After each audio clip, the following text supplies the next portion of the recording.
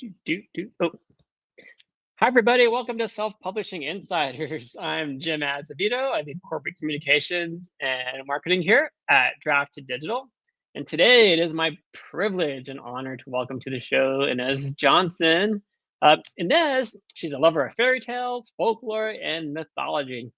Ines spent her days reimagining the stories of old in a modern world. She writes books where damsels cause the distress, princesses wield swords, and moms save the world. Welcome, Inez. We're so happy you're here. Hi, I was jamming to that bossa nova. That was nice. No, isn't it? Yeah, we were going to go for the metal entry, but then we're like, no, it might not resonate with everybody. Yeah, that was perfect. That was perfect. Good. I'm excited about this conversation because Inez's latest project, Page Turner Pacing, is really cool. It was just this project that is based on how to pace your novels and how to create those books that your readers just can't put down. So I'm excited about having just like a really pragmatic conversation about how we can do this, Nez, and Mhm. how to do it right. So, can we kind of start off by talking about what the Page Turner pacing project is? Because, like I told you backstage, it's not just a how-to book; it's like this Yeah. whole package. So, talk about Yes. what it is, who it's for, and why it's important. So it's for all kinds of writers. I am a romance author. I write kissing books. But what I learned writing, of course, Mhm. from reading. I was a child reader. I devoured everything. And then I got my hands on my godmother's Harlequins. She kept them in her Uh-oh. pantry. They were like Here the we they were here we like the go. totally innocent ones where waves might have crashed or there was a kiss or he might have seen her ankle. So she knew I wasn't learning anything interesting. But Yep. I devoured them, and just like I devoured, I grew up in the 80s. I loved Saturday morning cartoons. I loved after school specials, and I saw that there was a structure to all this. I went to school for to learn television production, Mhm. screenwriting, television editing, producing. That's what I learned. That's what I did. Um, but I never gave up my love for books. And for a while, TV did consume me, and I wasn't reading as many books. But when I came back to the page, I came back wanting to write a novel of my own. And I came from the television roundtable, that came from the writers roundtable, How long and did you do that? Like, how long were you doing that? so I was working since my senior year in high school. I got my Oh, first wow. job, and I worked all through college. So I left college with like 5 years of experience. That's like a dream job for somebody out Right? of high school, especially. I loved it. And I Yeah. went to school in Washington, DC with Howard University. And DC is the hub of nonfiction television. So National Geographic's here, Discovery Channel is here, and I worked for both of those companies, and just kept working. So Mm, I've been professionally at this job, let's say since 21, since I actually graduated college, but I had jobs before that in okay. television. I'm working in television companies. And then in my 30s, I um I was a mom. I was on set. I was writing and producing a children's television show. I remember reading Twilight. I've met Yale James, but I have met her. He is Did you? amazing. Like, I was so funny because I met her and then I was like, but I was having a conversation with her husband. I didn't know that it was her husband. He is freaking amazing. He's a screenwriter too, and he's absolutely amazing. One of the smartest people I've ever met. Um, but my point is, I read her book and I was like, Mm, I don't do this. No, I read Twilight. Excuse me, I read Twilight and then I read 50 Shades of Grey. That's how that connected. Right? okay. 70 years read Twilight. Sorry. But I read Twilight and I was like, I want to do this. And then I read 50 Shades of Grey. And then I was like, oh, I could do it like this? Really? Mm, And so I was trying to figure out how to translate what I knew from screenwriting into writing prose and writing a romance novel. And a lot of things translated. But the thing that was so interesting to me was this fight is the wrong word. Discussion, let's call it a discussion. It's this okay. discussion that I kept hearing where some people were plotters and some people were pantsers. And I was like, what? I I don't wanted to get understand. to that. Yeah. It's like, why? I don't understand why we're having this discussion. Stories have Can plots. you, for some of the audience out there, can you describe, just in case anybody doesn't know, the difference between what a plotter and a pantser is? Mhm. Can you? Well, see, I'm still trying to understand it myself. Yeah. Of I course. came into story knowing that plot it's a noun. That's what the story is. The story has a beginning, middle, and end, No. and then there's all kinds of ways to think about that beginning, that middle, and end, and to enhance it. That's a plot. Uh-huh. So I didn't understand when people were saying they're plotters. I'm like, you're a storytelling. Of course you're a plotter. Yeah. So, and then there were people who said, well, I'm a pantser. I fly by the seat of my pants. And I was like, oh, okay, but you're still going to write down the story, which has a plot. So it didn't make sense to me. And I understand that people like to identify themselves, so they can identify with other people who think like them. So here's what I have landed on. People who are calling themselves plotters are people who outline. They outline the plot before they actually sit down and write it. People who are calling themselves pantsers, they don't do that outline. They might just sit down and they start writing, but they're still writing to a plot. So I ignored the discussion because I was like, I don't see how this makes you stronger. I don't see how this makes you a better craftsman. And I study plots, the noun, because that's what's going to make me better. Do I sit down and write an outline every single time I'm going to write a story? No, I do not do that. Sometimes I have a plotting mechanism in my head, or I have the kernel of a story in my head, and I sit down and I start to write. And when I run into trouble, I will pull out a plotting system and I will take a look at it. I'm like, ooh, okay, this is where I went wrong. This is how to self-correct. This is where I should be aiming for. Got it. Push that away, and I start writing again. The plot, the noun, is what's going to help our story to shine. It's my opinion that if your story has no plot, and there are some stories out there that have no plot, I'm not interested in that, because I like to be taken on a journey. I like to go, like some people like roller coasters. I don't like roller coasters. Some people are afraid to fly. Some people want to travel by boat. Some people want to walk. But there's a direction that you're going to, and that's what a plot will help you with.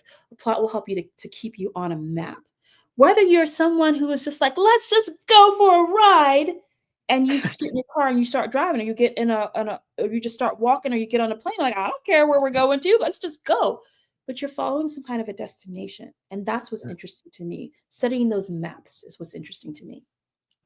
That's an excellent point, and I want to actually underscore that point because I heard you say something emphatically when you were on the Six Figure Author Experiment podcast. And the discussion had turned to plotting versus pantsing, and you're like, "Wait a second, you guys! This plotter versus pantser discussion, like, how does that even make us better in the first place? How does that make us win?" And you Yeah. said, "You know what makes us win? The structure. The structure is what makes us win." So, when we talk about structure, um, is that something that should freak out pansters? Like if No. you're saying, you have to have a structure. No, because you have to have structure. You don't have to follow any one particular structure, but you know structure. We know story. The reason you're writing is because you love story. And if you're a Gen Xer, a Gen Z, or a millennial, you have been consuming story probably since you were in the womb, and you were hearing your parents' voices, you were listening to songs, you were hearing television. We consume story. We understand, like Aristotle taught us, that if a story has a middle and an end, we're going to be unsatisfied because we're going to be confused. Like, how did these people get there? If a story has a beginning and a middle, we're going to be upset because, well, how does it turn out? How does it end? So a story, basic structure, beginning, middle, and end. You can do end, beginning, middle, and people were like, oh, okay, well, because they have that idea in their mind. We see all three parts. You can take them out of order as long as all the parts are there, because again, we have been so trained that we understand story on a very basic level. So I think that once you understand the very basic of beginning, middle, and end, and how to play around with that, that's a structure. Then if you go into, some people have studied it deeper than beginning, middle, and end. You have Blake Snyder, who studied screenplays and how they are successful. You have, oh gosh, who wrote The Heroine's Journey? I'm forgetting her name. She's an amazing author. Somebody in the comments will pick it up. Somebody in the Yes, comments thank will get you. Thank you for letting us know that. But you have the heroine's journey, and in lieu of the hero's journey, and with the hero's journey, like my friends and I will be like, oh, this story is a hero's journey, because it's probably not going to be a romance if it's a hero's journey, because at the end of a hero's journey, the hero ends alone. That's just how that structure works. Whereas if you have a heroine's journey, then the heroine is collecting people. Thank you, Gail Carriger wrote The Heroine's Journey based on Thanks, Beth. a different type of monomyth. But if you have a heroine's journey, then you have communities coming together. You have the heroine who can be a hero. Harry Potter is a heroine's journey. Wonder Woman is a hero's journey. Wonder Woman ends up alone. All Marvel movies, heroes' journeys. But when in a heroine's journey, in order for the Hmm. hero, be they male or female, they need to collect people in order to succeed. They can't do it by themselves. So by default, what I write, romance, it's always going to be a heroine's journey. So these are different structures. And then there's plenty more out there. And one of them might resonate with you, one of them might not.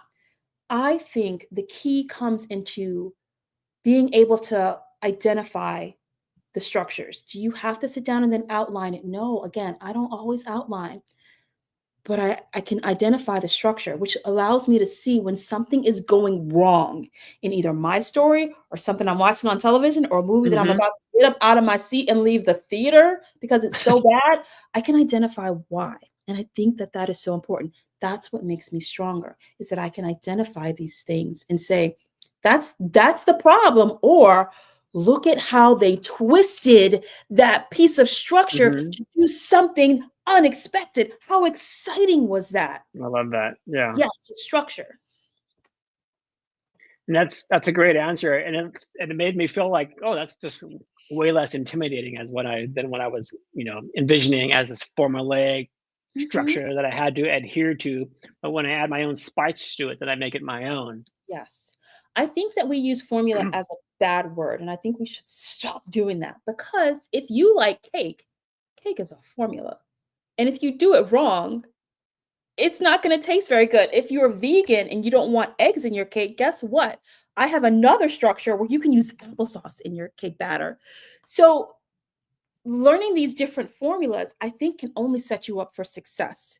Because Hmm. again, when you see the formula and you're like, I don't like eggs, what can I do instead? You can pull from a different formula and put it in your batter to make your story work. So, formula is a good thing. Absolutely. Can we back up a little bit? I Hmm. want to talk about what led you to the project, to the page turner pacing project, and why are you the perfect? Because I think that you're the perfect person to pull it off. So why are you the perfect person to pull it off? And you touched upon it a little bit already, with the TV writing and this, Yeah. uh, but you were doing that for quite a while. So Yeah. were you instantly successful when you're like, hey, I'm going to start writing books now? So were you Oh, instantly successful, and then, oh, or did sure. you just kind of stumble? If you call making $100 a month instantly successful, which I did at the time, I did call that successful. I was a raging rock star because someone else, someone who wasn't me, someone who wasn't Someone my parents, someone who wasn't my exactly. family, someone who wasn't my friends were reading my books.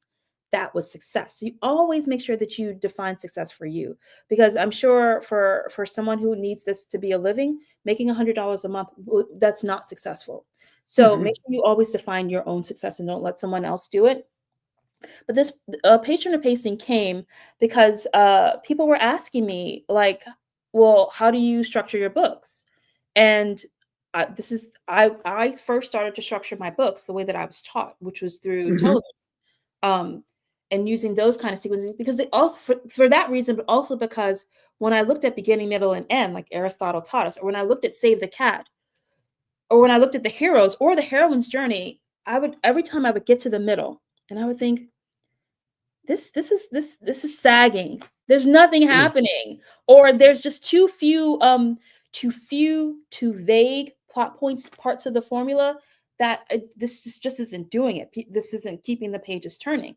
But I know how to keep you in your seat for a 60-minute television show. I know Mm. how to get you back to your seat between the commercial break. I understand all of those tips, those strategies, those rules. I got those down. So how do I translate that into a book? And that's really what patient or pacing is.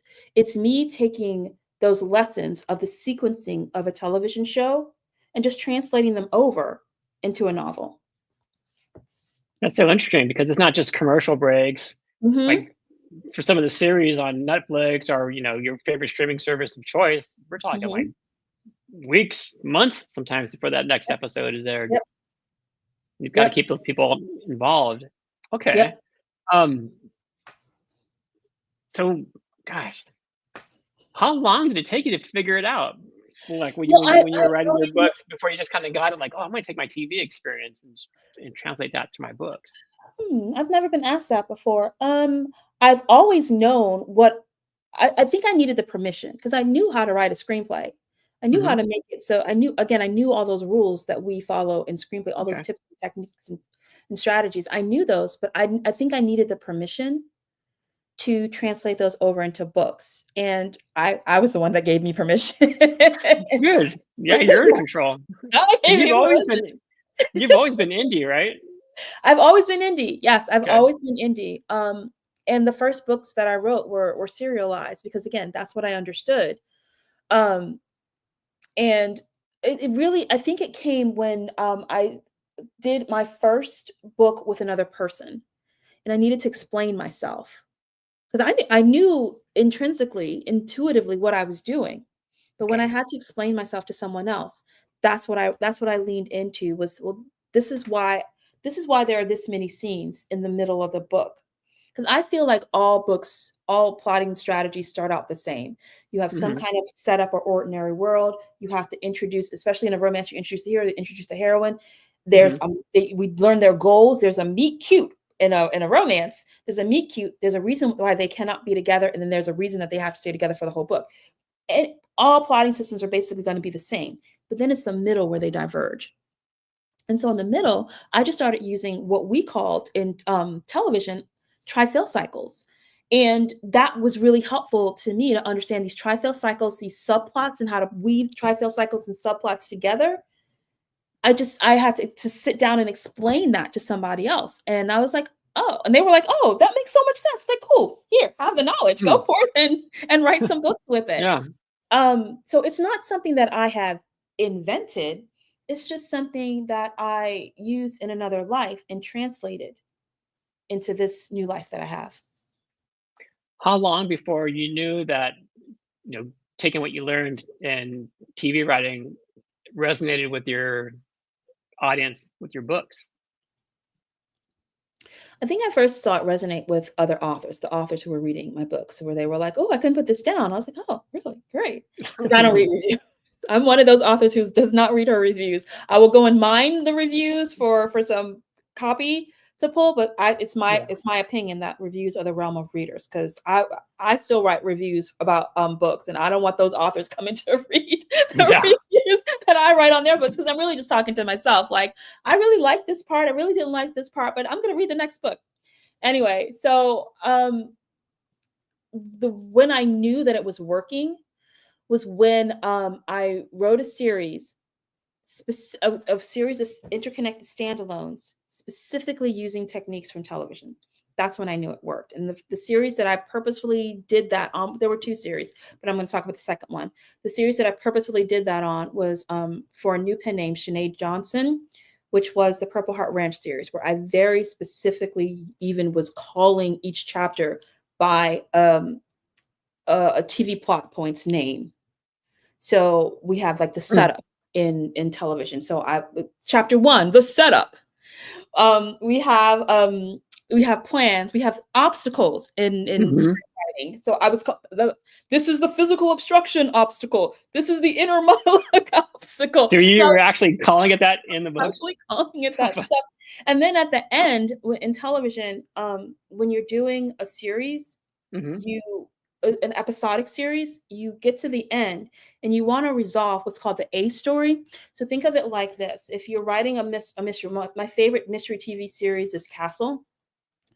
And there's a story question at the beginning of every episode of Castle, and it's who was the murderer this week? Like, who committed the crime this week? That's the A storyline. The Mhm. B storyline is probably going to be about Castle and Beckett and their relationships. There might be a C storyline with Castle and his daughter or his mother. There might be a D storyline with what's going on in the police precinct.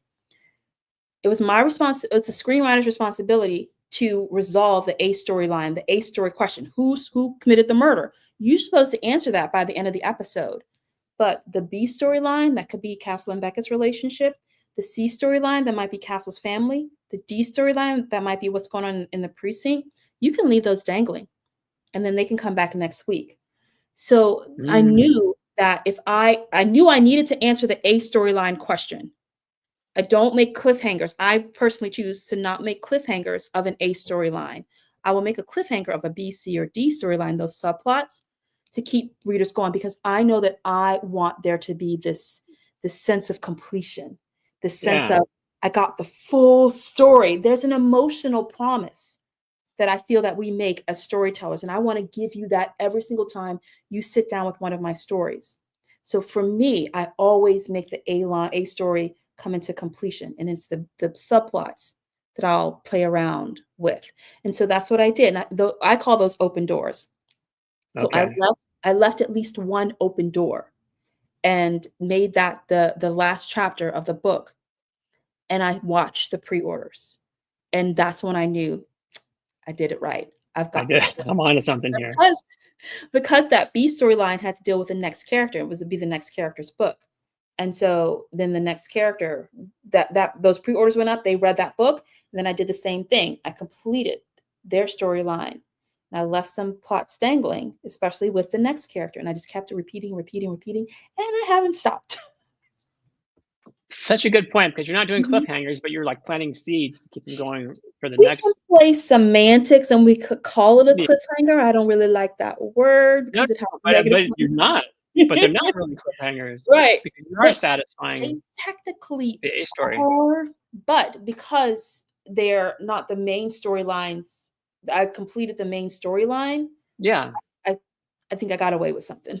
Yeah. I think I'm going to bring up a quick comment here from Yeah, Lexi, who says each book should provide some kind of closure, even if the story continues through a I series. completely agree with you, Lexi. This is why my personal opinion is that you will go to book review sites and you will see readers screaming at authors, "How dare they leave us hanging?"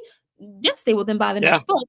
But you don't see that so much with television because one, it's expected, but two, it's because I feel like television writers, they will complete that, they will give you some sort of closure, but then also wrench another door open to bring you back in next week.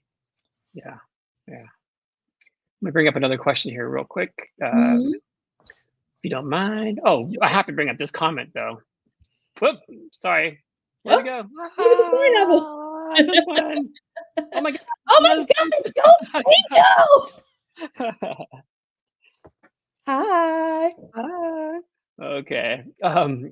Where did it go? Here it is. Quick question here from Janine Williams. Thanks for the question, Janine. Janine asks, can you recommend any writing books on structure? I mean, you've got your Um, whole project we can talk about. yeah, my book. Yeah. It's you can still go, and the late pledges are open on Kickstarter. You are welcome to go and grab it on Kickstarter, inesrice.com/Kickstarter. But here's the thing that I would ask you, Janine, is what kind of book are you writing? Are you writing a romance? Are you writing a mystery? Are you writing a thriller? Because there are books out there that will specifically talk to you about the structure and the beats of your type of story. And that might be most helpful to you. There's so many out there. There really are. Like romance, I love Gwen Hayes' Romancing the Beat. Um, Save the Cat, I love, as well as the heroes and the heroine's journey. But and when I say structure, these are going to be plotting structures. But I think that everybody will find something that they resonate with, and you need to find what you resonate with. With my book, it's I talk about this blanket Hmm. TV structure. I talk about how a 60-minute television show is structured, whether it's going to be for a mystery or a romance or thriller or suspense, because I like having that baseline, right? So there's 12 plotting points in my structure. But then I know that because I'm a romance author, I need to go in and I need to add the romance beats. I need to add the meet cute. I need to add whatever trope I'm using. And I put that all in there. And there's no book that's going to do that specifically for you. Not even mine. Sorry. You kind of just answered a question I was about to ask you, but I'll ask Mhm, it anyway. So can page turner pacing apply to any genre? mhm. And is it meant for sort of any author, or is it meant for newer authors, or can authors who are already established and have several books out there, can they apply the gems that you've learned through your career, through your experience as well? One of the reasons that I wrote this book was because I believe that as artists, that we are that there's exercise. We need to be training. And Mhm. I train every day on the couch. I am a couch potato trainer And because proud of it. and proud of it because I'm constantly when I watch TV or when I'm watching a movie or when I'm reading a book, I'm constantly, sometimes out loud, but always in my head, I'm calling out the Mhm. structure. Oh, that was the setup. Oh, there was the hero's wound right there. Oh, look, there's the meet cute right there. Oh, there's the meet the mentor. Constantly in school at Howard, we were trained to do this. And I just assumed that everybody watched TV and movies like this. Like, I don't get mad when people talk in the movies because that's what I was trained to do. But one of the exercises that I have you do in my Mhm. method is to start to train as a couch potato. And I think that the best exercise equipment to work on is TV pilots because of the Mhm. work that TV pilot has to do. A TV pilot has to introduce everybody pretty quick. You only get 60 minutes, technically 45 minutes to introduce everybody, to set up this world, to introduce why the very special thing about this world, to set you, to show you how each episode is going to be structured. Like Scandal has a specific structure. Grey's Anatomy has a specific structure. Queen Charlotte has Mhm. a specific structure. As you can see, I'm a convert of Shondaland. But each of these stories is setting you up for a suspense, or setting you up for a procedural, or setting you up for a Regency romance where there's someone going to be coming in fish out of water. They Yeah. set you up and they show you how this is going to progress. It's we're also training you as we're entertaining you. And I think that that is really something that's important. So I think that writers should be training themselves as well. We need to, when we're consuming story, we need to make sure we're taking some time to break down and identify the parts of the story, because that will make us stronger. But guys, look at the homework that I'm giving you. I'm telling you to go watch TV. I'm I telling you to know. go watch a She gave us movie, right? permission. I'm I'm like, telling I think, like, oh my god, I could so use that. please do. Quick comment from our own Alyssa Dollinger, who says, "Has learning structure ruined media watching for you, or is it better?" This is how I have lived for the last 20 years. So I don't know. I know that my brain lights up when I see it. I know Mm. this at the same time, this is my job. So I'm constantly trying to get better at my job. You can absolutely turn it off. And there's some shows like Veronica Mars. That show is so hard to break down the structure of, and I turn my brain off when I'm watching it. And it's one that I will watch on repeat. It's so incredibly layered that my brain just goes, I can't do this with K dramas either, because it's a different structure, so my brain just Mhm. turns off. So there are some Is shows it where just too much? Like that's it's not a Western structure, and okay. been consuming Western structure for since I was a That makes child. sense. So my brain is like, nope, can't compute. Stop. I'm turning off. I'm shutting down. Yeah. um. So I don't know if that's the right question to ask me, but yeah, it can ruin media watching for you. But if I'm watching television and it's not dark out, I'm probably watching television to understand how someone did something. Or I'm watching a movie, and especially if I'm going with other writer friends and I know we're going to talk about it later, I'm watching it to have a conversation, Makes sense. looking for what's going to make our books better. So I guess there's a division, and you can decide how, if you like this method, if you're going to have a division for yourself where there's going to be some things you're going to do for pleasure and some things that you're going to do for business. Makes good sense. Makes a lot of sense. Bring up a quick comment here from Beth. Beth, thank you Mhm. for this. She says, "I love the presentations Inez does. Oh, When thank she you. presents visuals, they are so well done. I also wonder what she uses to create the images that seem to nest or to build. Has anyone seen her presentations?" Oh, I think you might be talking about Prezi. I'm a Prezi convert, Prezi. If you're talking about nesting, how things will just kind of pop up and around. I'm not a PowerPoint girl as much as I'm a Prezi girl. So that might be what you're talking about. And as in your project, so it's not about the book. What else? Can you talk a little bit more about it? About Sure. the courses? Like let everybody know like what's out there. And is just by the way, is the Kickstarter is done, isn't it? It's Or is it technically still done, but going? late pledges are still open, so you can go and make a late pledge and you can get Oh, everything that's there. I left it open. Um, until I get everybody's. Just if you do that, just make sure you give me your information immediately, because I'm going to start sending stuff out as early as next week, and you want to make sure I have all your information to All right. send Well, me. I'm gonna bring this up. I think because that is that the right link? That looks very long. The easiest one is ineswrites.com/Kickstarter, because I have two Kickstarter accounts. And so one of them's wrong, and I don't know if that's the wrong one. So Okay. ineswrites.com/Kickstarter is the correct one. Okay. All Yes. right. So tell us Um, everything about the whole okay, shebang. Give it to sure. us. We want to know. So initially I made this into a course. Well, initially I made it into a PowerPoint, really a Prezi. Yeah. When I say PowerPoint, just know I'm really talking about a Prezi. I made it Okay. into a PowerPoint to explain to other authors how I plot. And then that turned into a course, which is available. I was part of the Kickstarter. It's an at your own pace course. There are still some slots available for a cohort if you want to watch television with me and have us all talk at the yes, that one at least. If you have us all talk over the as the television is going, there are some cohort spots left. So there's the book. There's an audio book that I need to finish editing. I'm the daughter of an audio engineer, and so my dad is very proud of me for recording my own audio book. Nice. I haven't finished editing it though. That's Saturday's job, is to finish editing the audiobook. There's also a workbook, which was very exciting for me because, like I said, I taught screenwriting, so I love making worksheets. It's like one of my Mhm. favorite things to do. So I made a whole workbook, which was just so much fun.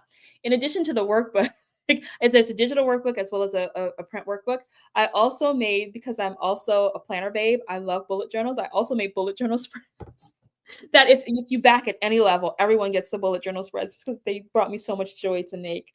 Um, yeah, so that's all that you get with the Kickstarter. Oh, Or fun. yeah, with the Kickstarter, it's not available anywhere else right now. On the cohorts, are those like when everyone kind of gets together and talks about their projects at the same time?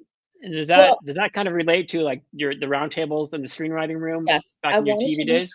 I wanted to recreate the roundtable feel. I have a lot of accountability partners that I work with. I write with other authors every morning from Mm. 8 a.m. to 11:30 a.m., including this morning. I will then Why does work. that work? Not to interrupt you, but I want to talk about why that works because we're also used to kind of sitting back in our little closets or whatever and just writing by ourselves for hours and hours and hours on end. I can Yeah, I can But tell go you why ahead. it But works for me, because I will yeah, lie to myself. I will lie to myself like a mofo. I'm like, yeah, I'm gonna get the words. I'm just gonna let me just watch this episode of Veronica Mars first, and then I'm gonna get the words. If I know yeah. someone, if someone's waiting for me, I'm gonna show up. So that's why accountability works for me. I'm gonna show up. I'm gonna do the work. I'm gonna do what I said I was gonna do. So accountability really works for me. So I not only have my sprint partners in the morning, I then meet with other authors through the month, and we do trades. So I meet with one author who is really good at launching. Launching is not my strong suit. And so we talk about launching. And then she asks me other questions about something that I'm good at. And Hmm. I have other authors, like social media isn't a strong suit of mine either. So me and another author trade with, she'll coach me on my social media game and trying to get my social media game up, and then I'll talk to her about something else. So having accountability partners really work well for me. So I wanted to, and I'm so used to working in a group in television. Even when you wrote were just the screenwriter, you were still writing in a group. There was still a director there. You were going to be working with actors, you were going to be working with editors. Your story got touched by so many different hands. Hmm. I started to miss that. And so, and including when I was in, I say film school, but I was in the television side. But even when I was in film school and we were in classrooms, or we would go to like the local movie theater that was really much more of a coffee shop with like a screen projector put up there, Sounds we good to me. we still sat down and we talked through the what we just saw. And I miss that.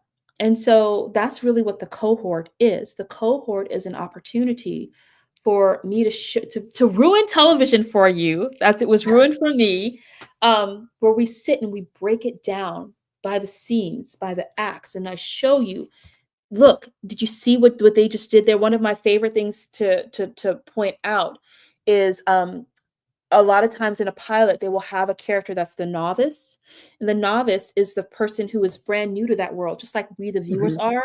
And you can get Hmm. away with so much using a novice to ask questions, to be shown some kind of a process, to be the one that makes the mistakes. They are basically our avatar in the story. And you can get so much use out of a novice. But you might see it and you might kind of like, oh, that was an interesting character, but I can show you how to use it by pointing it out to how they're using this novice in a pilot episode. So that's what the cohort is. The cohort is us watching TV together and breaking it down. And then, so we do that 2 nights a week. And then one afternoon, usually on Saturdays, I like to do these. It's an ask me anything. You can come to me with um, problems that you're having in your manuscript. You can come to me with, hey, can you look at my outline? Can we talk about it? But I like doing Hmm. things in a group. I don't really like one on one. I like doing things in a group because there's an energy that comes from the group. Like I might think about doing it the B way, and then someone else might say, because I will empower you to talk over me. Someone else Hmm. might say, what if they tried it Z? And then all of our brains will light up. And I wouldn't have thought of that by myself, but somebody else who has a different experience can think of it. And then we can all like build you up. So that's what the cohort does. And there's a few of those slots that are still To left. build and build you up. I love that Yes, because it's like a yes. safe place. It's not intimidating because you're not going to No, have people attacking you. You have no. I am one of those that believes that art should be protected. And so if you come to me, and even if in my heart of hearts, which I wouldn't think, but in my heart of hearts, if I thought your story was crazy, I'm going to still try to figure out how to help you to bring that story to light because it's your art. You're not trying to make my art. You're not. I don't believe that when an artist comes to you that you should try to remake their art in your image. No, they are trying to figure out how to pull this out of themselves. And I love helping people to pull their art from themselves in as pristine a manner as it came from their heart as we can keep it. I strongly believe in that. So no, absolutely safe place if you're hanging love with it. me. Okay. Another quick question here from Beth. She says, Inez, are the books in the Kickstarter going to be available at other locations later? I can't promise you when. I'm sure after I fulfill this Kickstarter, I'm going to be exhausted. My dad is, we've booked a cruise after fulfillment. So I cannot promise you when that will happen. It will happen at some point. It might be months from now. I can't promise. Sorry. Did I read somewhere that you and your dad did a short stint in a funk band together? No, my dad was my dad. I grew up in a funk band. My dad's was the bass player. And Nice. I wanted to be Diana Ross, but he didn't think that I could be Diana Ross. So. He's like, no. Okay. I wanted to ask you really quick about marketplace, Sure. and how to define a marketplace, because there are some authors out there who feel that they should write to market, but that can mean different things to different people. Like some people define, writing to the market, going to where the people are, or giving them what they want. So what do you tell authors when they ask you, hey, should I be writing to market? How do I you think answer that that I question? think that's the first thing that you need to do is you need to define what do you mean by market. The way that I think about market is a place and it is the people. So if I wanted to write horse shifter romance set in space in the Regency era, um, there's probably not a marketplace for that. There might be like one or two readers who might want to read that, and if I can reach Okay. those one or two readers, and that's going to make me happy, I have succeeded. Okay. Within my heart of hearts, I really want this horse shifter romance set in the Regency era in space to hit New York Times. That's not realistic. So I would need to then find the closest. I need to find the location, and there's not going to be enough people to sustain me for my dream to sell thousands of copies. So I Okay. would then need to look and see, okay, shifter. Well, that's paranormal romance, and there's a paranormal shifter category. The people who are reading the paranormal shifter category are more interested in werewolves. They're more interested in dragons. They're more interested in bears. Could my horse be one of those things? Maybe, maybe not. You got to make that decision for yourself. But I know that there's a lot of readers right here who want that. And you have to start making these decisions for yourselves. Like, how much are you willing to compromise? And you don't have to compromise, but you have to make sure that your goals and your passion are in alignment because if they're not, then you're going to be upset. So yes, the marketplace is a place, and the market are the people. And the closer that you can get that together, and closer you can get it to your heart, the more successful you'll be. Perfect. I like that. Quick comment here from Scott, who says, Inez, you are so alive. There are Also, 104 muscles in the face, and you are using everyone. I'm burning calories, man. Because I'm about to go to lunch, and I'm gonna have some cake at lunch. And it's okay if it doesn't Hey, have applesauce in it. nothing wrong with that. Another quick question here from Beth. Beth asks, as the beginning author, published my debut in September. Congratulations. Yeah, congrats. What metrics or feedback will help me find what my readers really want? Beth, can you put in the comments real quick what's your category and any subgenre to help me? I think what's going to help you is Just understanding. kind of a follow-up here too. You're writing what you want to read. The way to know that others want to read it is, yeah. So I would say you need to go look at the marketplace. Oh, I kind of want to use the share feature right now, but I'm not. I won't. I will stop myself. So Amazon is one of the best search engines in the world. It's the biggest bookstore in the world.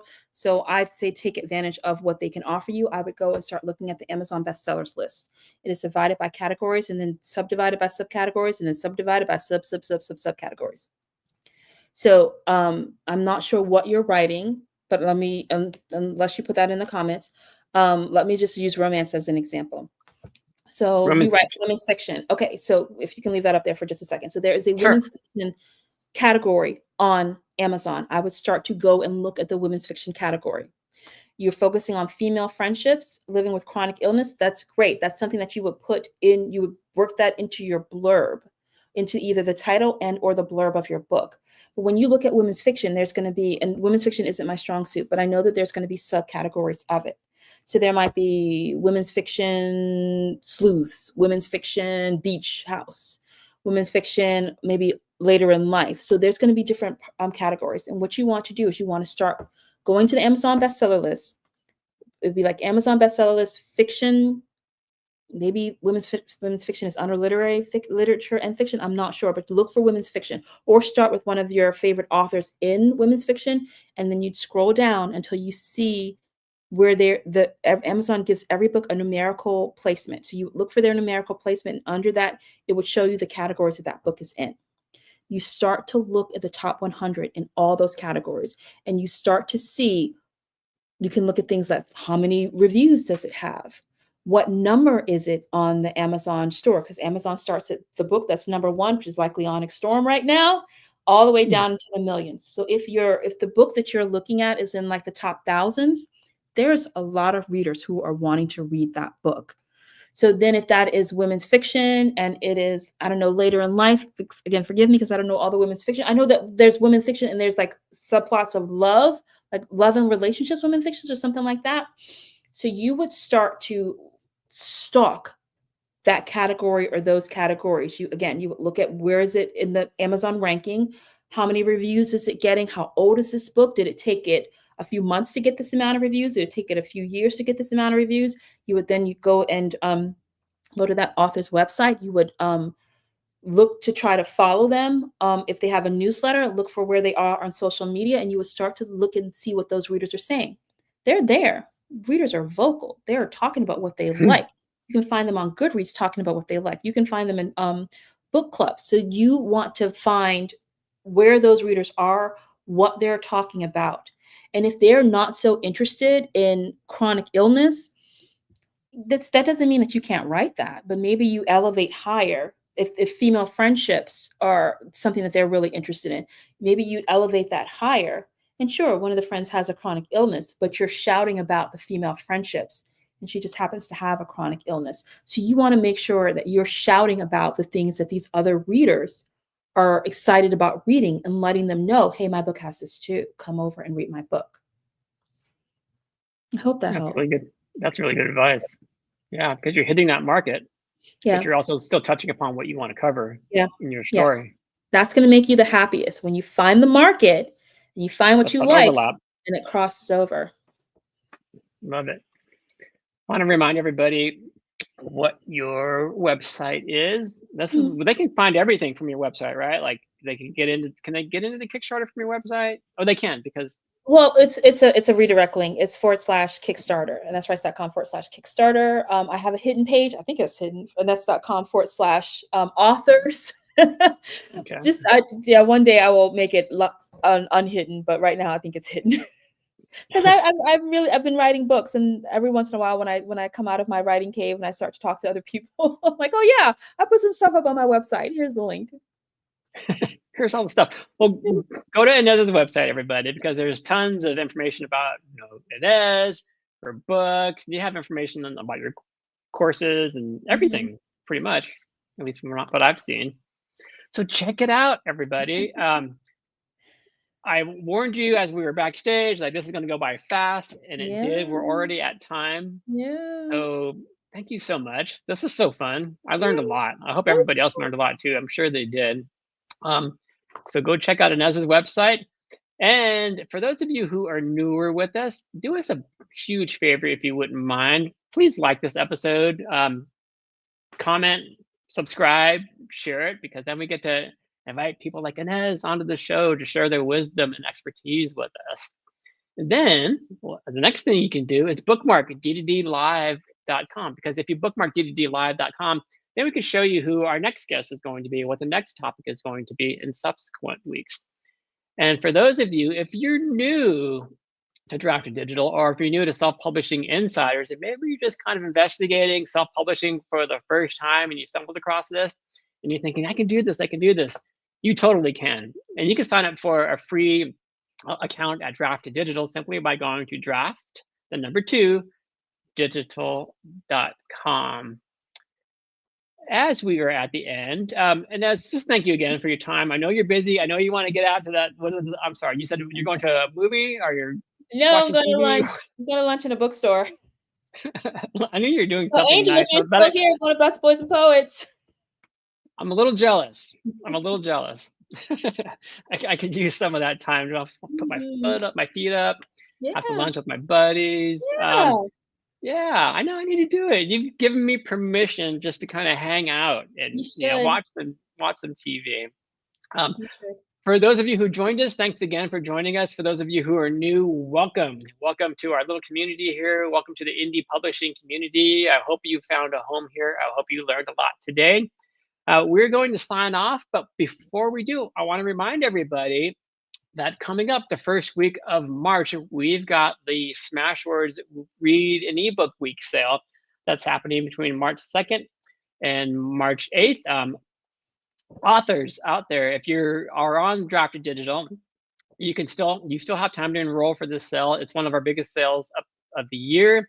Readers who love indie authors, they mark their calendars for these sales because they can just kind of, fill their shopping carts full of indie authors like Ines Johnson.